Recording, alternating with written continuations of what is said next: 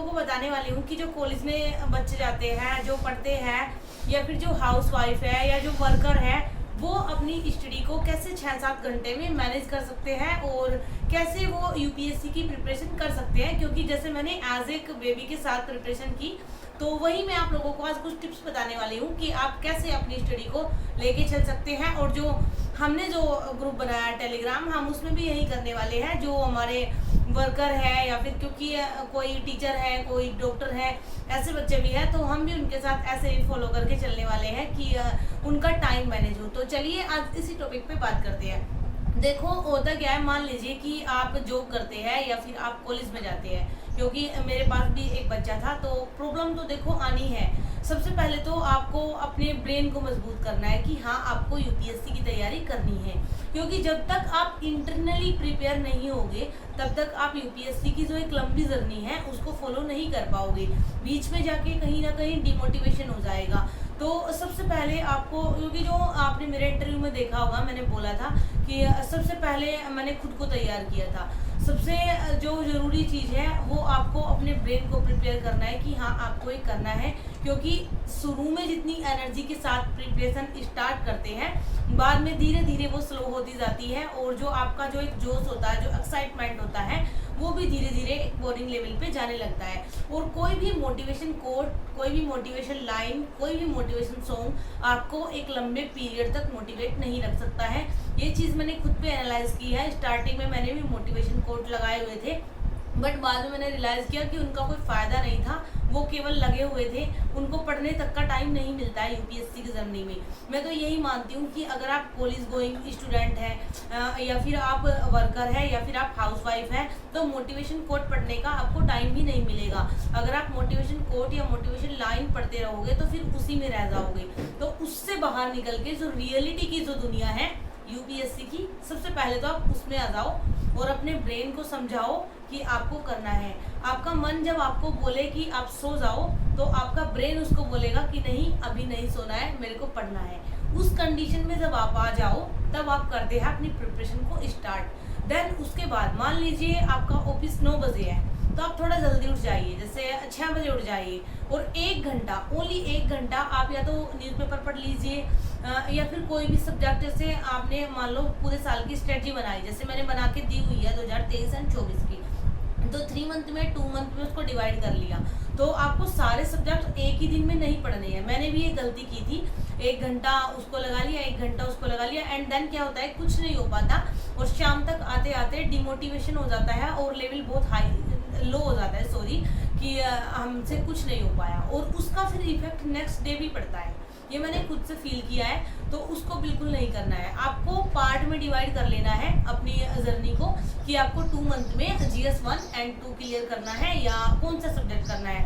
And एक चीज़, optional को साथ में लेके चलना है स्टार्टिंग से ही, क्योंकि ऑप्शनल आपका सबसे ज़्यादा मोस्ट इंपॉर्टेंट होता है। तो अब बात करते हैं। देखो, जैसे आप मान लो सुबह उठ गए, तो 1 घंटा आप न्यूज़पेपर रीडिंग का लगा लो या फिर कुछ और लगा लो। करंट अफेयर के नोट्स बनाने पे बिल्कुल मत जाना। अगर आप वर्कर है, आप स्टूडेंट है, आप हाउसवाइफ है। बाकी जो फ्री है, जिनके पास पूरा दिन है, जिनके घर में उनकी मम्मी खाना बनाती है, उनको नहीं बनाना है, चाय भी उनकी मम्मी बना के दे देगी। और जो बच्चे पढ़ते नहीं हैं, जिनको माँ बाप बोलते हैं कि तुम हटो, गाय भैंस को पानी हम पिला लेंगे, तुम स्टडी करो, उन बच्चों के लिए बहुत बड़ी अपॉर्चुनिटी है। वो कर सकते हैं, कुछ भी वो पढ़ सकते हैं। बट जो बच्चे हाउसवाइफ है या फिर जो स्टूडेंट है या फिर जो जॉब करते हैं, क्योंकि मुझे पता है बहुत सारे बच्चे जॉब करते हुए भी पढ़ाई करते हैं। जैसे मेरे हस्बैंड भी अभी भी जेईई की गवर्नमेंट एग्जाम की तैयारी कर रहे हैं, जॉब करते हुए भी।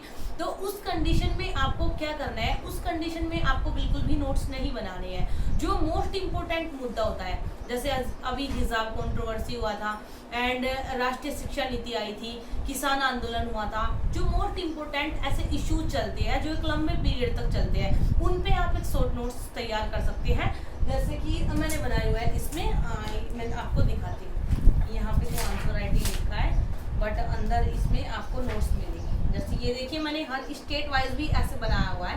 मैं आपको शो करा रही हूँ स्टेट के बारे में सब कुछ। और ये मैंने मधुकर कोटवे सर की क्लास से बनाया था, वो भी बता दो, खुद से नहीं बनाया है। और तो उसके बाद फिर आपको क्या होता है, उसके बाद मान लो आप ऑफिस से आ रहे हो, तो आप एक हेडफोन लो, अगर आप बाइक चला रहे हैं, आई नो कि मतलब मना करते हैं सब ड्राइविंग करते हुए, तब तो आप बिल्कुल मत करना ऐसा। मैं नहीं बोलूँगी कि ड्राइव करते हुए आप कुछ लिसनिंग करें, बट अगर आप मेट्रो वगैरह से जाते हैं या कैब से जाते हैं तो आप जाते टाइम भी जो आपका टाइम है, मान लो आप यहाँ से चले और आपका ऑफिस आधे घंटे की डिस्टेंस पे या 1 घंटे की डिस्टेंस पे है या आपका कॉलेज है, तो आप किसी के साथ गप्पे लड़ाते हुए ना जाके अपनी जो करंट अफेयर है उसको कान में सुनते हुए जा सकते हैं। जैसे कि दा हिंदू बहुत सारे टीचर कराते हैं, वीर सर भी कराते हैं, मैं उसको ओनली सुनती हूँ क्योंकि इंग्लिश में है, कभी भी मैंने उसके नोट्स नहीं बनाए क्योंकि इंग्लिश के नोट्स हिंदी वालों के किसी काम के नहीं। मैं इंग्लिश को हिंदी में कन्वर्ट करके अगर कोई टॉपिक होता है तो बना लेती हूँ। एंड सेकंड चीज़ फिर क्या आती है, जैसे दृष्टि के एडिटोरियल हो गए या फिर दृष्टि की मतलब कुछ भी ऐसा हो गया जो आई मीन दृष्टि के जो ऑडियो आर्टिकल आते हैं, दृष्टि के जो टू द पॉइंट आते हैं, जो मैंने बताया हुए भी है एक वीडियो में सेलेक्टेड। आपको किसी भी कोचिंग सेंटर का सारा स्टडी मटेरियल नहीं करना है, बिल्कुल सिलेक्टेड पार्ट चूज कीजिए। मैंने वीडियोस में बताया हो भी है, मेरी एक वीडियो है कि करंट अफेयर के लिए आप क्या क्या पढ़े, आप उसको देख सकते हैं। एंड देन उसके बाद आप उसको लिसनिंग करते हुए चले जाइए। जाने के बाद मान लो आप कॉलेज में है तो आपकी क्लास स्टार्ट हो गई, आप ऑफिस में है तो आपका काम स्टार्ट हो गया। अगर आप हाउसवाइफ है तो 7 बजे से हमारा रूटीन शुरू हो जाता है, बच्चों की तैयारी करो, ये करो वो करो। बच्चे नहीं है तो भी फैमिली मेंबर्स होते हैं, बातचीत भी होती है, उसमें लग गई। उसके बाद जैसे ही आपको टाइम मिलता है आप अपने काम से फ्री होते हैं, ऑफिस में हो तब भी, कॉलेज में हो तब भी, क्योंकि कॉलेज में भी मैंने खुद भी स्टडी की है, मैंने भी बीएससी की है, तो मैंने खुद भी ऐसा किया है कि जैसे बीच में जब आपका टाइम होता है ना कि एक पीरियड आपका खाली है, मान लो आपका 1-2 पीरियड स्टार्ट हो गए, उसके बाद आपका कोई खाली है, तो उसमें अपना टाइम बिल्कुल भी वेस्ट ना करिए। उसमें आप तुरंत वहां से उठ जाइए और जो आपकी मंथली मैगजीन आती है जिसको आप हर मंथ परचेज करते हैं उसको खोलिए और उसमें से उसके 3 पेज 4 पेज जितना भी आप पढ़ सकते हैं उसको पढ़ डालिए। एंड ये काम हो गया आपका। ये काम आप ऑफिस में भी लंच ब्रेक होता है, लंच के तुरंत बाद आप 3-4 पेज रीड कर सकते हो। अगर 3-4 नहीं कर सकते तो थोड़ा थोड़ा कर सकते हो। देखो एक कहावत है कि कछुए से आगे खरगोश से आगे कछुआ निकल जाता है, उसी पे आपको फोकस करना है। थोड़ा थोड़ा करें बट डेली करें, कॉन्टिन्यूटी न टूटने दें। उसके बाद आप मान लो 1 बजे जो स्टूडेंट है वो तो जल्दी आ जाते हैं, हाउसवाइफ का घर में काम हो जाता है फिनिश। उसके बाद आप अपना GS1 का जो पार्ट है एंशिएंट, मिडिवल एंड मॉडर्न, तीनों का थोड़ा थोड़ा पार्ट कवर कर लीजिए। बिल्कुल उसका जो वर्ल्ड हिस्ट्री है उसको थोड़ा छोड़ दीजिए, क्योंकि वर्ल्ड हिस्ट्री आपका ओनली मेंस में आता है, प्रीलिम्स में नहीं आता, तो उसको आप बाद में देख सकते हैं। उस टाइम पर उसको छोड़ दीजिए, इन तीनों सेगमेंट को लीजिए और पढ़िए। उसके बाद फिर थोड़ा रिलैक्स कीजिए। जो ऑफिस में जाते हैं वो अपना काम स्टार्ट कर देंगे और जो बच्चे हैं वो अपना कॉलेज वाले जो स्टडी है उसको कंप्लीट कर लेंगे उसी बीच में। उसके बाद जैसे जैसे नाइट आ जाती है तो नाइट में फिर आप पॉलिटी वाला जो GS2 है उसको स्टार्ट कर सकते हो, और नाइट में फिर उसको फिनिश करने के बाद जो आपका एक्स्ट्रा जो भी बचा होता है, मान लो आप ऑफिस में जाते हो आप 7 बजे 8 बजे, क्योंकि आपको शिफ्टों में अगर ड्यूटी होती है, जैसे कई बार मेरे हस्बैंड की भी होती है, तो उसमें क्या होता है अगर नाइट में है तो आप दिन में फ्री होते हो। देखो 12 घंटे का दिन होता है तो 12 घंटे नहीं सोया जाता है। अगर आपको UPSC की प्रिपरेशन करनी है तो फिर आपके लिए 6-7 घंटे काफ़ी है। बाकी का जो टाइम बचा आपको एटलीस्ट आपके लिए ये तो अच्छा है, आपको घर के काम तो नहीं करने हैं, बट जो हाउसवाइफ है जैसे मैं थी, मेरे पास एक बच्चा भी था, घर का काम भी था है और अभी भी है ऐसे ही सेम। आप देखते हो मैं स्टडी के बीच बीच में जो ब्रेक लेती हूँ उसमें मैं काम ही करती हूँ, उसमें रेस्ट नहीं करती हूँ। रेस्ट मेरा ओनली नाइट में ही होता है, क्योंकि दिन में अगर मेरा बेटा है तो आप खुद सोचिए मैं रेस्ट कैसे कर सकती हूँ, दिन में कैसे सो सकती हूँ। वो सोने देगा बिल्कुल भी नहीं। अभी 1 बजे स्कूल से आएगा तो 1 बजे तक मैं अपनी पढ़ाई के जो एक डेडिकेशन है उसकी वजह से नहीं सो पाऊंगी कि नहीं ये कवर करना है, नहीं ये कवर करना है, और 1 बजे के बाद फिर वो नहीं सोने देगा। क्योंकि देखो अभी भी मैंने पॉलिटी की M लक्ष्मीकांत की बुक लगाई हुई है, इसको मैंने इतना फिनिश कर लिया है, इतना बाकी है, आज ही मुझे इसको कंप्लीट करके सोना है, और चाहे कितना भी टाइम हो जाए। और इसका मैं ब्लॉग भी डाल रही हूँ राधिका फैन ग्रुप वाले चैनल पे, जो कि डेली आ रहा है। तो उसके बाद आप क्या कर सकते हैं, नाइट में जो भी आपका बचा हुआ है आप उसको फिनिश कर लीजिए, और फिनिश करके देन आप अपनी एक अच्छी नींद ले सकते हैं, और सुबह फिर उसी रूटीन पे आ जाइए।